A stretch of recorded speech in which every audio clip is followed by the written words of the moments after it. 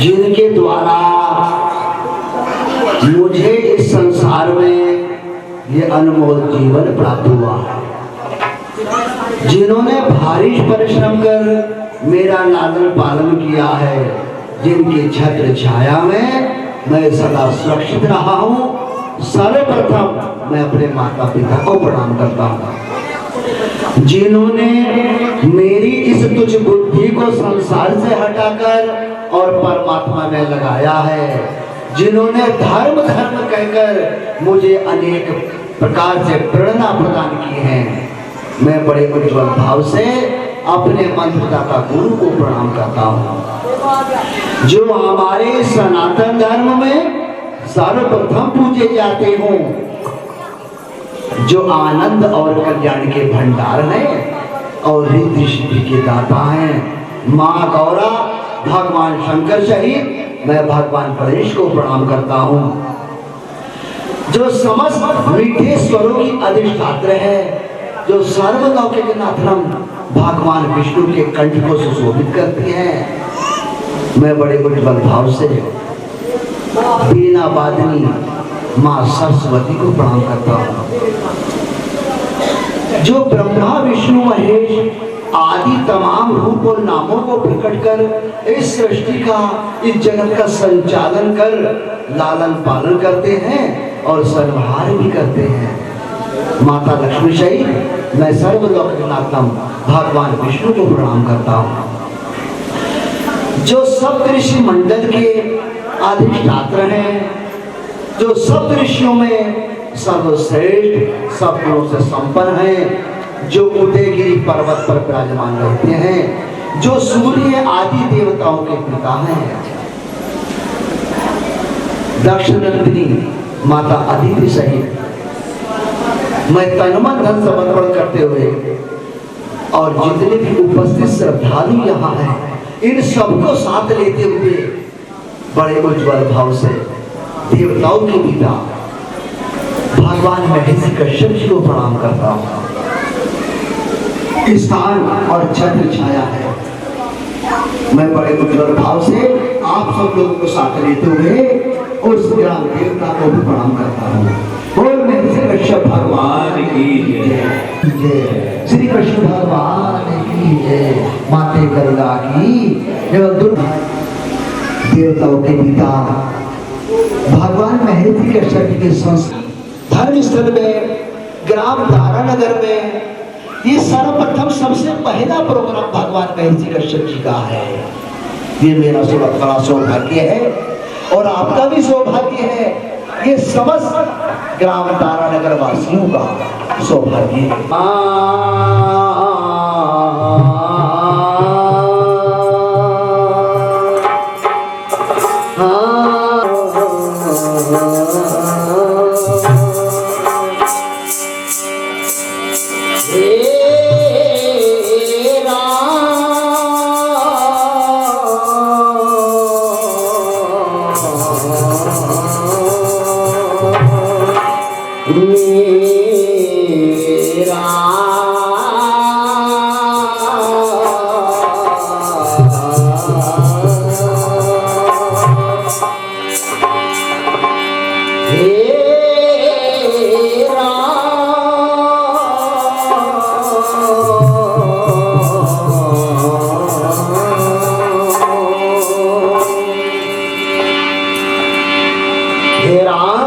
दया के धाम पूर्ण कर दो मेरे काम, हम चरण कमल बलहार।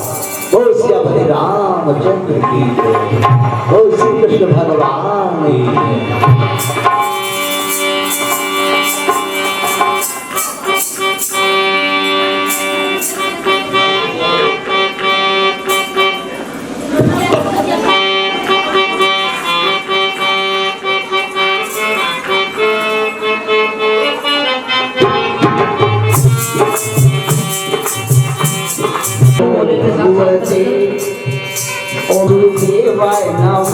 श्री महर्षि कश्यप मुनि आए नमो नमो भगवते वासुदेवाय नमः। श्री महर्षि कश्यप मुनि आए नमो भगवते वासुदेवाय नमः। श्री महर्षि कश्यप मुनि आए नमो नमो भगवते वासुदेवाय नमः। श्री महर्षि कश्यप मुनि आए नमो भगवते वासुदेवाय नमः। श्री महर्षि कश्यप मुनि आए नमो भगवते वासुदेवाय नमः। श्री महर्षि कश्यप मुनि आए नमो भगवते वासुदेवाय नमः। श्री महर्षि कश्यप मुनि आए नमो भगवते वासुदेवाय नमः। श्री महर्षि कश्यप मुनि आए नमो भगवते वासुदेवाय नमः। श्री महर्षि कश्यप मुनि आए नमो भगवते वासुदेवाय नमः। श्री महर्षि कश्यप मुनि आए नमो भगवते वासुदेवाय नमः। श्री महर्षि कश्यप मुनि आए हरे राम हरे कृष्ण हरे कृष्ण हरे राम हरे राम हरे राम हरे।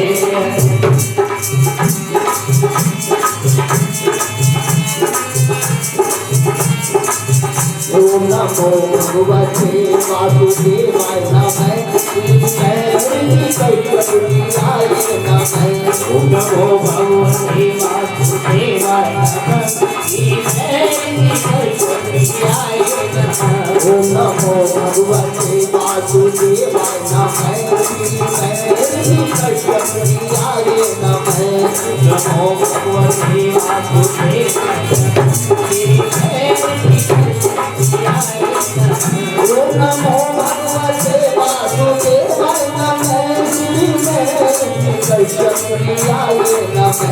ओम नमो भगवते वासुदेवाय नमः। श्री महर्षि कश्यप मुनि आए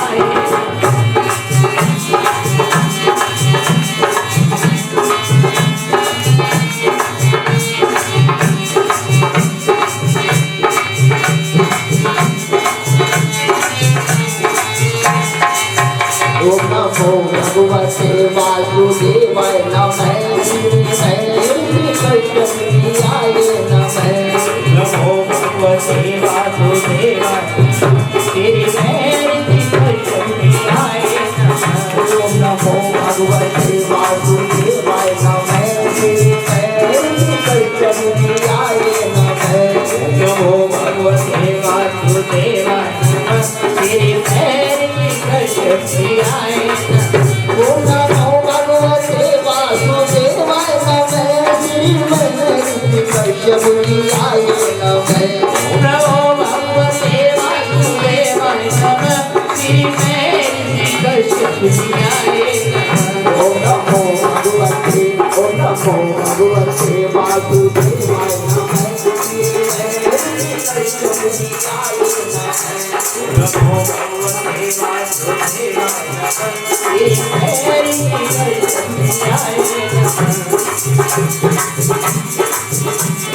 यानी भगवान ब्रह्मा जी जितनी सृष्टि करना चाहते थे उतनी सृष्टि भगवान ब्रह्मा जी भी नहीं कर पा रहे थे। अन्य ऋषियों की तो योग्यता क्या थी, स्वयं भगवान ब्रह्मा नहीं कर पा रहे थे। जब उन्होंने अपनी दिव्य दृष्टि से देखा तो उन्होंने कश्यप जी को बड़े प्रेम से अपने निकट बुलाया और कहा, तुम देवताओं के पिता हो, बड़ा सुंदर नाम तुम्हारा है। पूरी प्रकृति में महर्षि कश्यप को दूसरा नहीं है। तो भली भांति मुझे विश्वास है कि तुम मेरी आज्ञा का पालन करोगे। जैसे दाना नगर के लोगों पर मुझे विश्वास था, विशेष तौर पर कश्यप समाज पर विश्वास था, तो हमारी आज्ञा का पालन करते हुए आज हम सबके दर्शन कर रहे हैं, ये हमारा सौभाग्य है। तो भगवान ब्रह्मा जी ने जब कश्यप जी से कहा कि तुम सृष्टि का विस्तार बढ़ाओ। तो कश्यप जी चुप हो गए। भगवान ब्रह्मा जी ने कहा, कश्यप जी चुप क्यों हो गए, मौन क्यों हो जाते हो? तब कश्यप जी ने कहा था, प्रभु आप ब्रह्मांड को धारण करने वाले हो। जब सृष्टि पूर्ण आप नहीं कर पाए, मेरे पिता ऋषि मरीचि आदि ऋषिगण नहीं कर पाए, तो फिर मैं सृष्टि कैसे बढ़ा सकता हूं? तो ब्रह्मा जी ने कहा था, जो काम अन्य ऋषि नहीं कर पाए वह कश्यप जी तुम करोगे। क्या कहा ब्रह्मा जी ने कि तुम करोगे? तो भगवान महर्षि कश्यप हर्षित हो गए। तो भगवान ब्रह्मा जी ने उनसे कहा था कि मैं थोड़ा सा तरीका बताता हूं तुमको। क्या बताते हैं?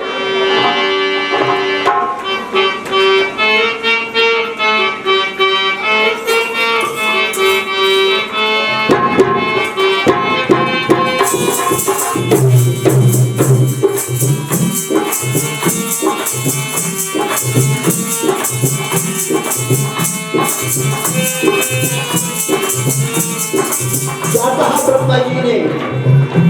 आज सभी याद आते वो कथा भारत में कहां चले गए, जिन्होंने सैकड़ों साल हजारों साल पहले कथा नहीं कही। इसीलिए कश्यप समाज तो सुरक्षित है ही नहीं, परंतु हमारे भारतवर्ष भी सुरक्षित नहीं है।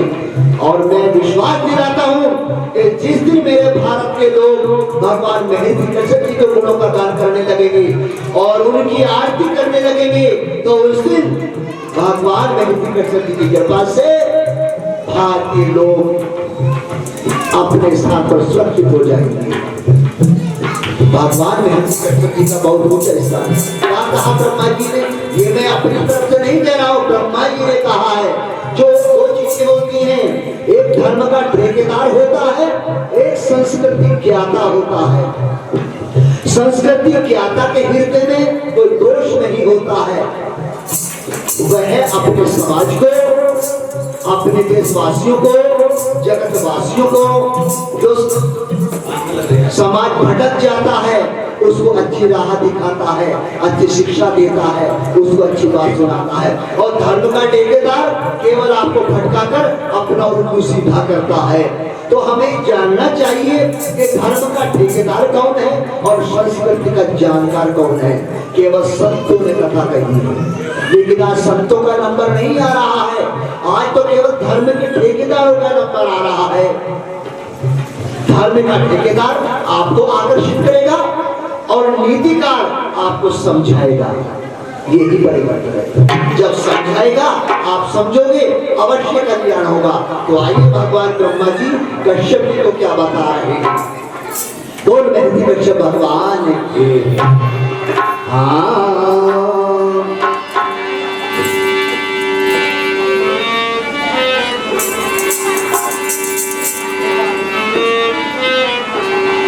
भगवान ब्रह्मा कहे ऋषि कश्यप सुने, क्या बताऊं कथा तुमको।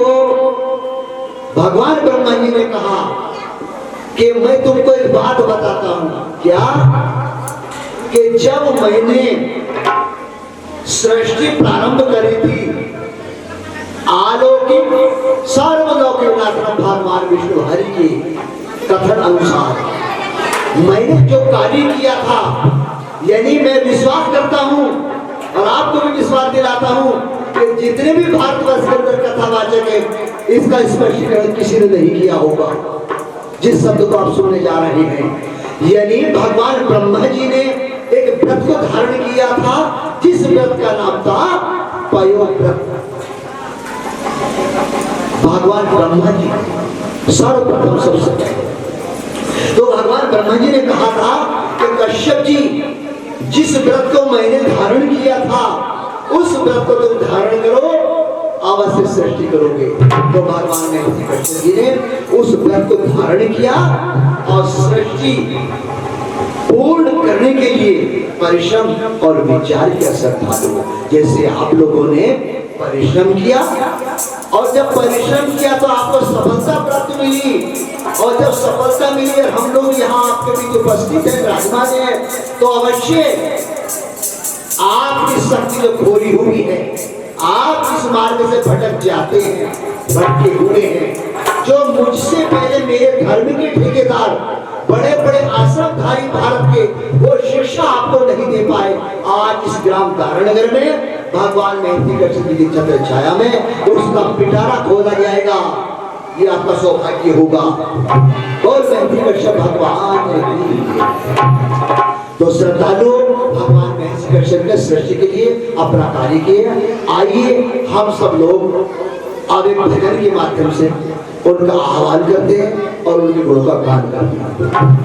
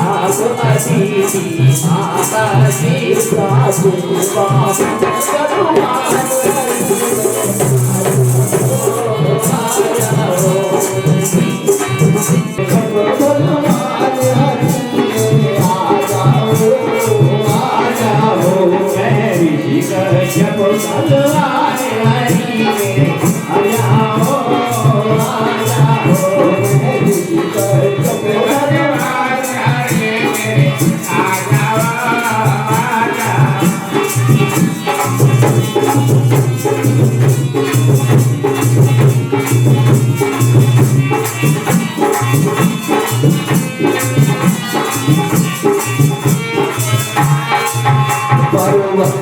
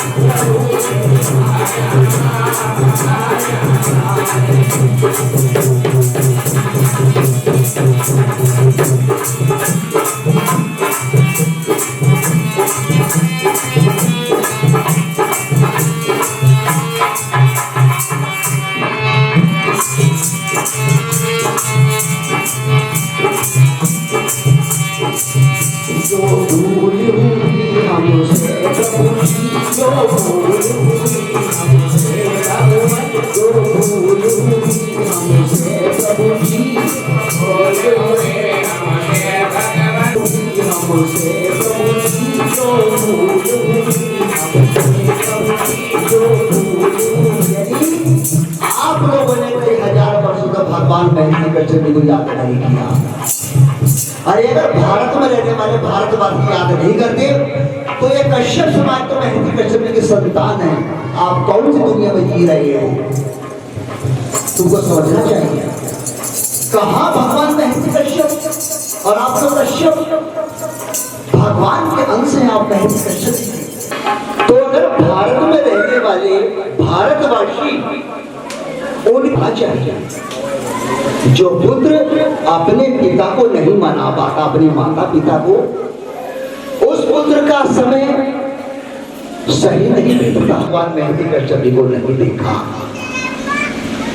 संसार की बात में कोई बोध भी नहीं है, वह भी आपसे एक घृणा जैसा काम करते हैं। क्यों करते हैं ये आपने कभी विचार किया? ना तो उन बेचारों को जानकारी है।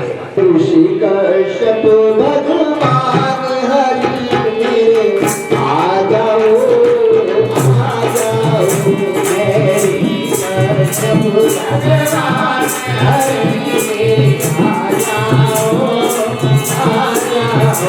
हरे राम हरे राम राम सिया राम।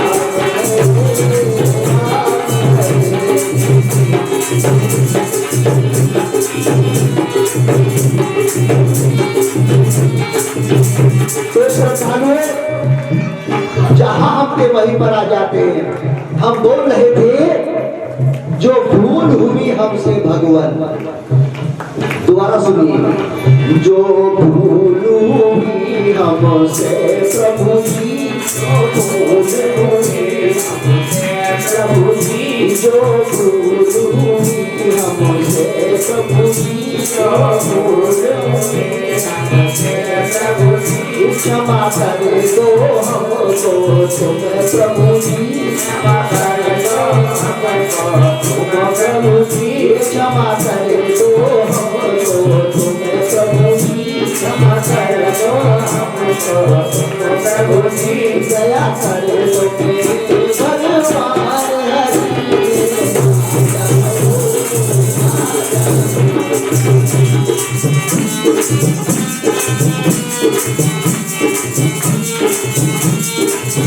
हरे राम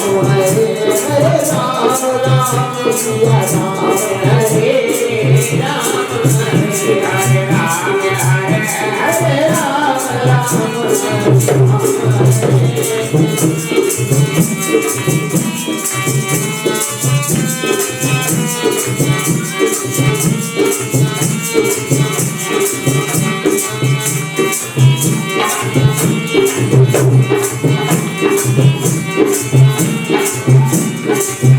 हम शरण तुम्हारी आए हैं, हम शरण तुम्हारी आए हैं, हम द्वार तुम्हारे आए हैं, हम द्वार तुम्हारे आए हैं, चरणों में शीश झुकाए हैं, चरणों में शीश झुकाए हैं, चरणों में शीश झुकाए हैं, चरणों में शीश झुकाए हैं, तेरी हो रही जय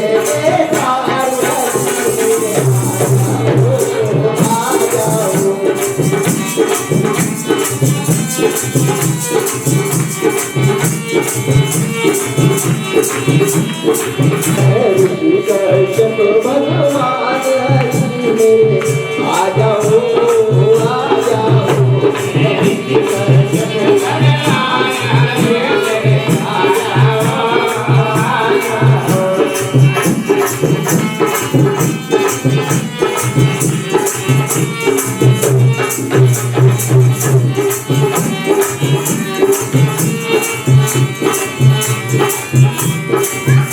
महाराज बुलाने वाले हैं, महाराज बुलाने वाले हैं, महाराज बुलाने वाले हैं, महाराज बुलाने वाले हैं, मन चाहता हरि गुण गाने में, मन चाहता हरि गुण गाने में, मन चाहता हरि गुण गाने में, मन चाहता हरि गुण गाने में, मुझे कर दो भव से पार।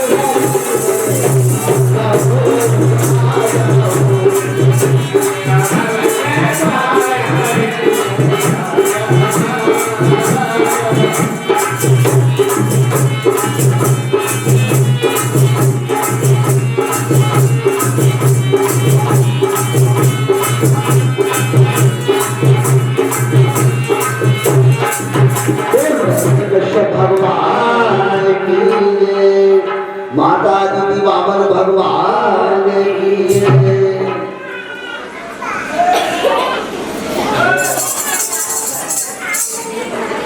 जिस राम नाम का हम उच्चारण करते हैं वो राम कौन है? नीतिकार क्या बताता है? और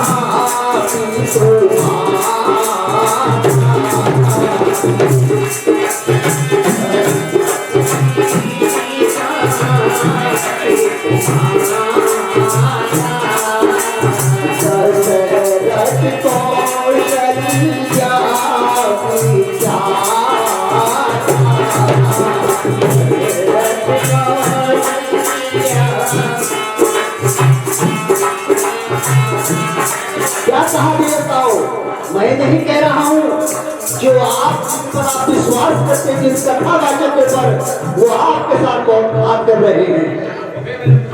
ये तुलसीदास जी लिख रहे हैं, एक इस प्राकृति में भगवान महर्षि कश्यप ऐसे ऋषि हुए हैं जिनके नारायण की तरह बहुत अवतार पाए जाते हैं।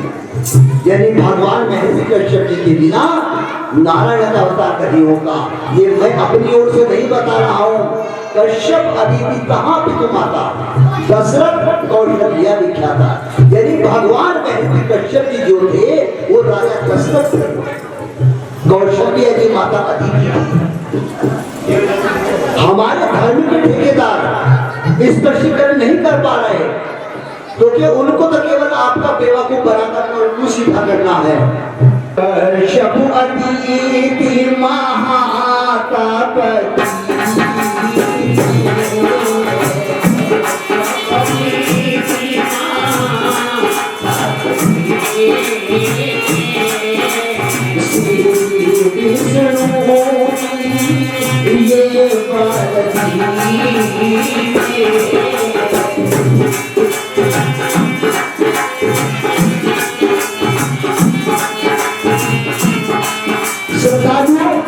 क्या कहा तुलसीदास, क्या लिख रहे हैं? कश्यप भगवान और माता अदिति ने एक बार महातप किया जिसमें भगवान विष्णु प्रकट हुए और भगवान विष्णु ने कहा बताओ इच्छाधारी इच्छा प्रकट करो। तब माता अदिति ने कहा था कि मुझे आपके जैसा बालक चाहिए। भगवान विष्णु मुस्कुराए और कहा माता जी मैं ही आपका बालक हूं, लेकिन आपको थोड़ा सा कष्ट करना पड़ेगा। वसुदेव जी हुए कश्यप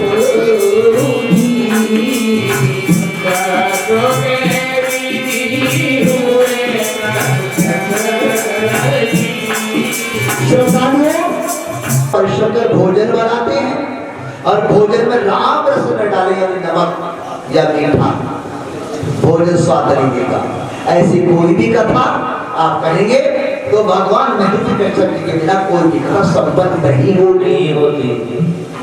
और कथा कश्यप जी की क्यों नहीं कराई गई, ये भी हम स्पष्टीकरण करेंगे। यानी कथा महर्षि कश्यप जी की इसलिए नहीं कराई गई कि एक बार जो हमारे गुरुओं ने हमसे बताया, हमारे माता पिता ने हमसे बताया, उन्होंने बताया कि राजा दक्ष को जब इस पृथ्वी पते की उपाधि मिली तो उन्होंने उस हर्ष में यज्ञ का अनुष्ठान कराया। जब यज्ञ का अनुष्ठान कराया तो राजा दक्ष की खोपड़ी पर राजमद व्याप गया। जब खोपड़ी पर राजमद व्याप जाता है श्रद्धालु तो बेनब नीति की आदत को छोड़ भागते हैं। दक्ष ने सबको निमंत्रण दिया। भगवान महर्षि कश्यप जी उनके दामाद थे, कश्यप जी को निमंत्रण दिया, लेकिन उन्हीं के दामाद शंकर जी थे, उनको निमंत्रित नहीं किया। देखिए यानी राजा दक्ष ने जब शंकर जी को निमंत्रित नहीं किया और शंकर जी का आसन वहां दिखाई नहीं पड़ा, तो अन्य ऋषि तो राजमद के आश्रित हो गए। जब संत राजाओं के आश्रित हो जाता है तो उन संतों का समय खराब और राजा का भी समय कमजोर हो जाता है। संत ही दुनिया में ऐसा है जो राजा के प्रभाव में नहीं आता है और राजा को समझाने की क्षमता रखता है। जिस दिन संत राजा के प्रभाव में आ जाता है तो राजा का समय कमजोर हो जाता है। अभी आपको बताया जाएगा। तो जब देखा तो सारे ऋषि चुप हो गए। एक भगवान महर्षि कश्यप ऐसे निकले जिन्होंने कहा कि आप मेरे ससुर हैं, आप शंकर जी के भी ससुर हैं, आप गर्व कर रहे हैं। शंकर जी अनादि शक्ति है, उनसे द्रोह रखने वाला तथापि सुख प्राप्त नहीं कर सकता है। शंकर जी को निमंत्रित करना चाहिए और फिर वो आपके दामाद हैं, आपने तो उनके में पैर पूजे, आपको तो निमंत्रण देना चाहिए। अन्य ऋषि ने कहा नहीं नहीं कश्यप जी तो आप अड़ जाते हैं और सारे ऋषि दक्ष के प्रभाव में आकर वह उसके समर्थक हो जाते हैं, लेकिन कश्यप जी समर्थक नहीं हो। कश्यप ने कहा शंकर जी से द्रोह रखना समय कमजोर करना है और इसका परिणाम आपको उतनी गंभीरता से भोगना पड़ेगा कि आप इसका निर्णय लेने में असमर्थ हो जाएंगे। ये भगवान महर्षि कश्यप ने उसका निर्णय दे दिया था। तो कश्यप जी के संस्कृति को क्रोध में आकर के उन ऋषिगणों ने कमजोर कर दिया। जो उनकी संतान थी उसमें फूट डालनी शुरू कर दी, उनमें ऐब डालने शुरू कर दी।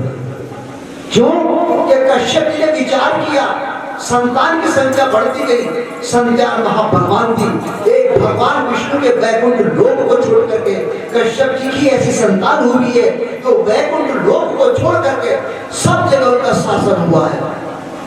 देवलोक में, मृत्यु लोक में, समस्त त्रिभुवन में केवल भगवान विष्णु के वैकुंठ लोक को छोड़ करके कितनी महान संतान उनकी होगी। और आपकी क्या दशा है, आप उनके भाई हैं जिनमें दान दाता महान हुए हैं, आप उनके भाई हैं जिनमें बलवान और राजस्व बहुत हुए थे, लेकिन कहाँ वो बलवान, कहाँ वो धनवान और कहाँ वो दान दाता। और आज की परिस्थिति आप लोग सब मैच नहीं खा रहे हैं क्योंकि आप लोग भटक रहे हैं। आप लोग उसी मार्ग को अपनाइए। ये मैं स्पष्टीकरण करता हूँ भरी सभा में कि उन ऋषियों ने भगवान महर्षि कश्यप के संतान में फूट डालनी शुरू कर दी, जिससे संतान कमजोर पड़ती है। उनके दो गुरु नियुक्त किए गए, देवताओं का बृहस्पति और राक्षसों का, दानवों का शुक्राचार्य। देवगुरु बृहस्पति देवताओं को अच्छी शिक्षा देते थे, लेकिन शुक्राचार्य उन दानव और राक्षसों के साथ घात करके उनमें सम्मान तो पाते थे, लेकिन वो धर्म मार्ग से भटकाते थे शुक्राचार्य। ये प्रमाण है। जिस समय हिरण्यकश्यप उनके कहता सृष्टि में कोई दूसरा नहीं हुआ, जिनका शासन जिसे आज हम हरदोई कहते हैं, उसका प्राचीन नाम है हरिद्रोही, हरि से द्रोह रखने वाला। बताइए जहां भगवान महर्षि कश्यप का महाभगवान पुत्र होगा तो वहां पिता आए होंगे या नहीं होंगे? आए होंगे। और आज विश्व खंडों में हिरण्यकश्यप का नाम निशान नहीं है। सब स्थान भगवान महर्षि कश्यप के उनके संतान के लोगों ने समाप्त कर दिए हैं। तो इसलिए श्रद्धालुओं भगवान महर्षि कश्यप को कमजोर किया गया उनके संतान को। तो जिस समय हिरण्यकशिपु अपने उस पुत्र को प्रहलाद को समझा रहे थे, क्योंकि वो भगवान विष्णु के पुजारी थे। जब वो परेशान हो जाते हैं तो शुक्राचार्य को ले जाते हैं, तो शुक्राचार्य को डांटने लगते हैं प्रहलाद जी को। तो प्रहलाद जी ने कहा बोलते आप मेरे को तैयार हैं, मैं भी तो कुछ नहीं, हमारे सामने तो कुछ कहोगे कि नहीं गुरुदेव आप आज्ञा दो, मैं भी कुछ कहूँगा। अच्छा क्या कहोगे? एक गुरुदेव आपने कहा है कि तुम अपने पिता की मृत्यु के ग्रास बन गए, तुम अपने पिता की निद्रा उड़ा रहे हो, गुरुदेव मैं नहीं उड़ा रहा हूं, मेरे पिता की निद्रा आप उड़ा रहे हैं। क्यों उड़ा रहे हैं? जब आप हमारे गुरु हैं, हमारे कुल के गुरु हैं, तो आप मेरे पिता को समझा सकते थे, पिता पुत्र के बीच प्रेम कर सकते थे, और आपने भेद डाल दिया। इसके दोषी आप हैं। तो शुक्राचार्य का थोड़ा बंद हो जाता है, शुक्राचार्य बोलते नहीं। ऐसे ही यही दूषित नीति का प्रयोग करके इस कश्यप समाज को भटकाया और कमजोर किया। आप लोग के अंदर शराब पीने के अब नहीं थे, आप लोग अंदर मांस खाने के अब नहीं थे, नहीं थे, परंतु आपको कमजोर करने के लिए ये व्यवस्था बनाई गई। कोई बात नहीं है, चलिए भगवान ने दया करी। अब भगवान महर्षि कश्यप इस मृत्यु लोक में उतर पड़े, उनके गुणों का गान करो और अवश्य तुम्हारे पर दया करेंगे।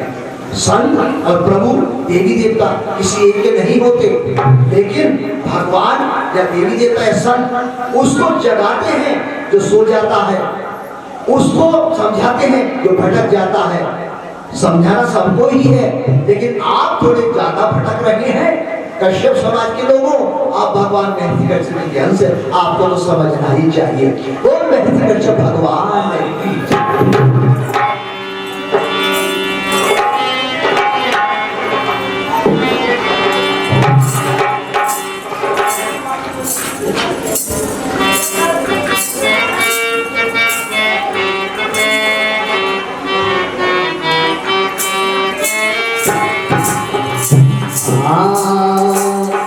और मेरी बिनती, मेरी बिगड़ी बना दो मेरे श्याम जी, हम आ गए तुम्हारे द्वार जी। मेरी बिगड़ी बना दो मेरे श्याम जी, हम आ गए तुम्हारे द्वार जी।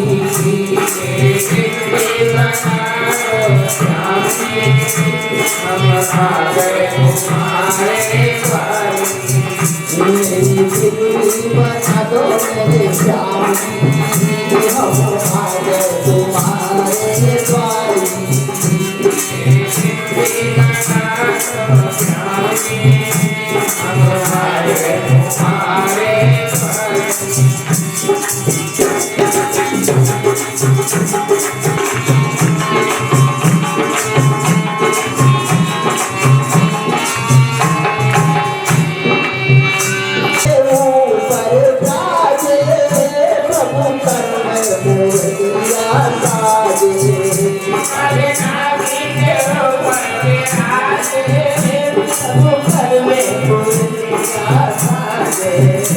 कैसे रचते हरी मेरे रात की, मेरी बिगड़ी बन दो हरे राम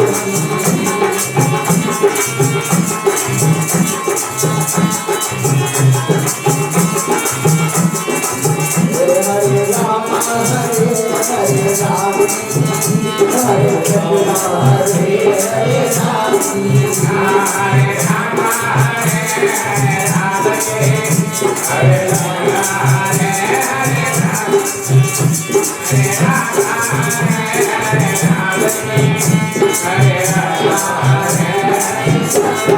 भगवान की जय, उमापति महादेव की जय।